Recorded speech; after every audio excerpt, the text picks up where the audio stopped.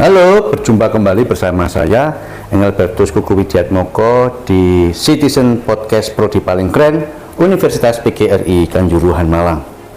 Kita nanti akan berbincang dengan salah satu mahasiswi Prodi PPKN Universitas PGRI Kanjuruhan Malang terkait dengan pengalaman sharing di program kampus mengajar. Dan sebelum melanjutkan perbincangan ini, saya ingatkan komen, like, share di bawah ini. Oke, teman-teman, bagikan pengalaman ikut program kampus mengajar. Silakan. Halo, saya Ades, asal saya dari NTT. Nah, saya di sini mahasiswa PPKN angkatan 2020. Nah, di sini saya mengikuti salah satu mahasiswa PPKN yang mengikuti program MDKM. Di sini saya angkatan 5 peluang kampus mengajar. Nah, untuk tempat penugasan saya di Lembah Harjo. Oke, itu tadi perkenalan singkat dari panggilannya Mbak Ades tentang program kampus mengajar. Mbak Ades, bisa nggak diceritakan, dibagikan pengalamannya ikut kampus mengajar itu apa sih? Apa diceritakan dulu nih dari awal masuknya seperti apa prosesnya? Boleh, biar kenal ini, biar tahu. Oke. Nah, awal-awal ikut program kampus mengajar sebenarnya ikut-ikutan sama teman ya, karena pernah nih dibicarakan juga sama Bapak Kaprodi kita ya, Pak Ramadan. Oke. Program kampus mengajar tuh bagus. Nah, akhirnya iseng-iseng lah sama teman-teman tuh mencoba untuk mendaftar program kampus mengajar ini. Nah, setelah mendaftar, ya ada lah ya, karena namanya setelah mendaftar mesti ada jaringan, mesti ada kendala-kendala itu mesti ada. Nah, di antara beberapa mahasiswa PPKN yang mengikuti program kampus mengajar ini, nah saya ada salah satu yang lolos gitu. Oke. Awalnya senang karena dari beberapa mahasiswa saya salah satu yang terpilih. Nah, jadi di sini senang. Nah, setelah selesai pendaftaran, setelah selesai penempatan, kita diminta untuk mendaftar lagi untuk mengikuti beberapa tes. Ada tes kebinekaan, ada tes literasi juga. Nah, namun tetap sama, yang mana jaringan kadang tesnya juga harus di kampus, kadang di kos, namun jaringan juga kurang bagus gitu. Nah, setelah selesai kita diberikan lagi arahan untuk mengikuti Zoom. Nah, itu untuk pembekalan kita nanti saat untuk ke tempat penugasan. Oke. Terus bisa nggak diceritakan situasi geografis di tempat KM-nya Mbak Ades itu? Oke. Kalau untuk situasi menuju ke tempat itu ya, ke tempat tugas di Lembah Harjo, mau dibilang medannya lumayan susah. Lumayan susah karena di sana satu desa yang terpelosok gitu. Terpelosok.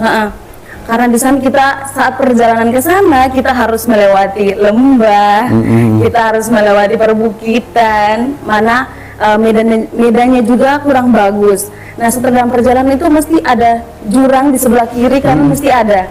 Nah, itu mungkin sangat ekstrim menurut kita, apalagi kita yang sudah terbiasa di Kota Malang, terus kita harus ke kabupaten, jadi kayak jalannya. Ya, itu tadi kondisi geografis. Sekarang kita tarik pengalaman yang dirasakan Mbak Ades terkait budaya ini. Mbak Ades ini kan NTT, khususnya Belu. Belu ya. Bagaimana ini budaya dari Belu terus masuk ke kehidupan sehari-hari di masyarakat tempatnya KM mengajar itu? Nah, saya salah satu mahasiswa dari Belu. Nah, di mana teman-teman saya juga semua asli Jawa.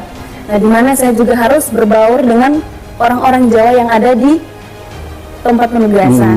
Nah, di sana saya harus bisa berbaur dengan teman-teman, dengan warga sekitar, karena di sana apalagi nih bahasa di sana kan lebih bahasa Jawa gitu. Nah, saya satu orang yang belum terlalu untuk tahu begitu tentang bahasa Jawa ya, dan di sana saya juga harus dituntut nih untuk tahu, untuk belajar bahasa Jawa. Nah, di sana ada bahasa Jawa yang baiknya gimana gitu, untuk pengucapan. Nah, pernah nih saya ke gereja ya di sana. Oke. Nah, yang gereja Kristen di sana. Nah, saya agamanya agama Katolik. Nah, saya berbaurlah bersama masyarakat di sana, mengikuti gereja Protestan. Nah, yang mana yang membuat saya kaget? Oke. Itu dari awal gereja hingga akhir itu semuanya bahasa Jawa. Bahasa Jawa mulai awal sampai akhir ya. Jadi ya di saat mereka mengadakan apa ya saya bisa mengikut karena tidak bisa menggunakan bahasa Jawa. Ya, tentu itu sebagian pengalaman-pengalaman dalam hidupnya Mbak Ades. Sekarang kalau ditarik ini Mbak, program KM Mengajar, Mbak Ades sudah mengikuti katakan 1 semester. Pentingnya apa sih bagi teman-teman mahasiswa Prodi PPKN, Unikama, khususnya mahasiswa secara umum, pentingnya ikut KM Mengajar itu apa Mbak? Nah, kalau untuk kita Prodi PPKN, nah kan kita kan Prodi mau dibilang pendidikan ya Pak ya. Yes. Kita Prodi pendidikan mana bagus. Kenapa bagus? Karena kita di sana kita dilatih untuk bisa mengajar bersama anak-anak. Nah, kita tuntut juga untuk bisa bagaimana kita memahami karakter anak di sana. Apalagi kita memang dipersiapkan untuk menjadi seorang guru. Nah, jadi sangat bagus. Jadi ya saya harapkan untuk teman-teman PPKN juga lebih semangat lagi dan mau untuk mengikuti program Kampus Mengajar ini. Sih. Nah, itu tadi sedikit pengalaman dan semoga menjadi inspirasi dan motivasi. Ada pesan dan apa namanya? Insight, pencerahan bagi mahasiswa. Oke. Terlebihnya untuk mahasiswa PPKN dan juga teman-teman yang mau mengikuti program Kampus Mengajar ini.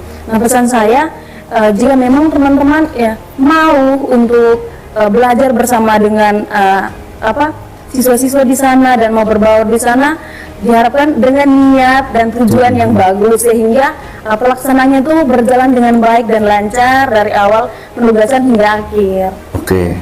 Ya.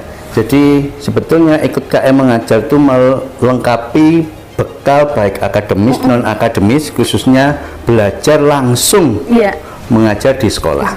Itu tadi teman-teman, semoga bermanfaat. Jangan lupa komen, like, share, dan komen positif. Kita berjumpa kembali di podcast selanjutnya. Salam Pancasila.